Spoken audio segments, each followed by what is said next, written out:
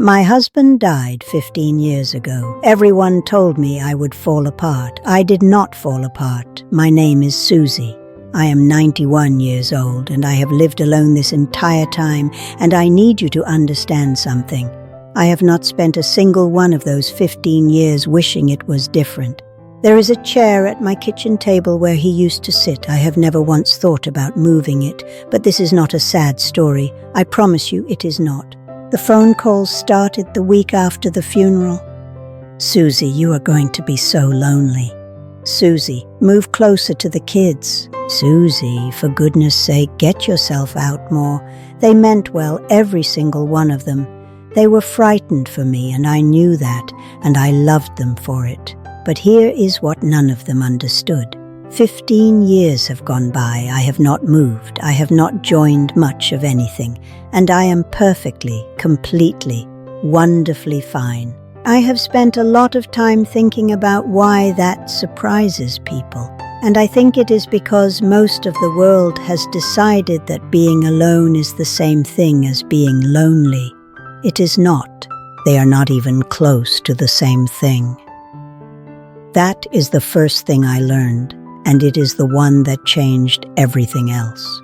You can sit in a room full of people at a dinner party and feel like no one there really sees you.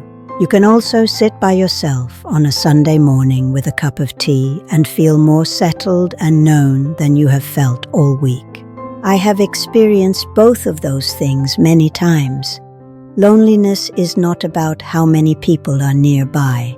It is about whether you feel understood, whether someone somewhere actually knows you, and you do not need a crowd for that. I talk to my daughter Jane every Sunday, 20 minutes, sometimes 30. That is enough. It has always been enough, because those 20 minutes are real. They matter, and that is worth more than an evening spent making conversation with people whose names I will forget by Tuesday. The second thing I learned is that when you live alone, you have to give the day a shape or it will dissolve. When John was alive, the day built itself around the two of us. Meals at certain times, conversations drifting in and out, the simple rhythm of another person moving through the house. When he was gone, all of that went quiet, and I had to build something new, so I did. I get up at 7 every morning.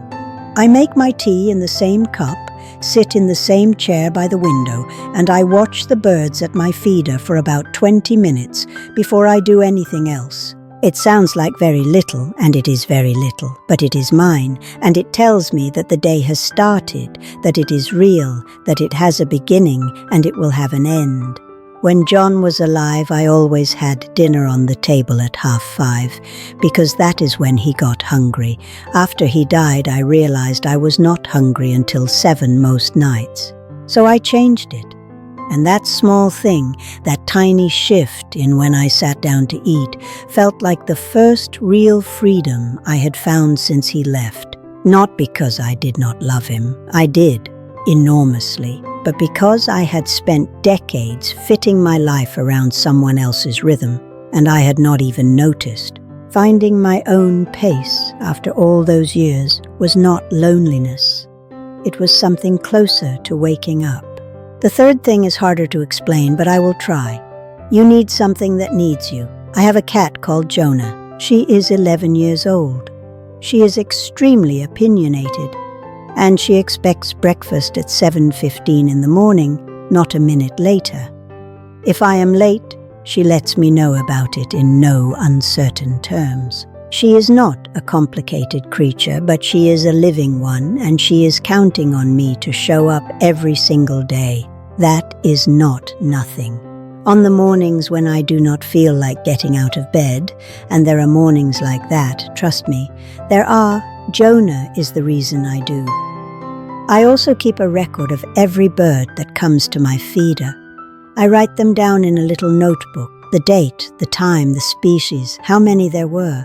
My daughter thinks this is eccentric, and perhaps it is, but it gives me something to notice, something to look for, something to pay attention to.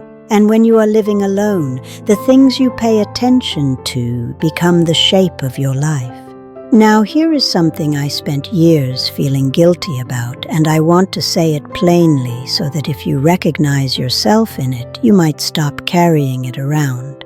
I am very particular about who I spend my time with. I have 3 close friends, Margie, Dorothy, and Rose. That is it, 3 people. I do not have a wide social circle. But I have learned that one conversation that is truly honest is worth 10 that are only polite. One person who knows the real shape of your life is worth 20 who only know your name. I am not lonely, I am selective, and there is a very big difference between the two. I am selective, and there is a very big difference between the two. The last thing, and this is the one that took me the longest to learn, is that you have to actually like your own company. That sounds obvious, does it not? But it is not really. Because so much of the world is built around the idea that being alone is something to be endured, not enjoyed. I spent years thinking I was too quiet, too still to be living life properly. I would look at other people out every night and feel like I was doing it wrong. I was just doing it differently. I like reading. I like my tea in the morning. I like watching the birds and sitting with Jonah and going to bed early without apologizing for any of it. At 91, I have finally stopped feeling like those things need defending. They do not. They are simply what I love. I miss John. Of course I do. We had 47 years together, but here is what I want you to understand. Missing someone and being lonely are not the same thing. I carry him with me. He is in the way I make my tea and the little habits I kept from our life together. I have a full life without him. It is a different life, but it is full. My children worry that I am isolated, but I am not isolated. I am quiet. Some people are built for solitude. I am one of them. If you recognize something of yourself in what I have told you today, I want you to hear this. There is nothing wrong with you. You are not broken. You are just built for quiet. And quiet, if you let it, can be one of the most beautiful lives there is.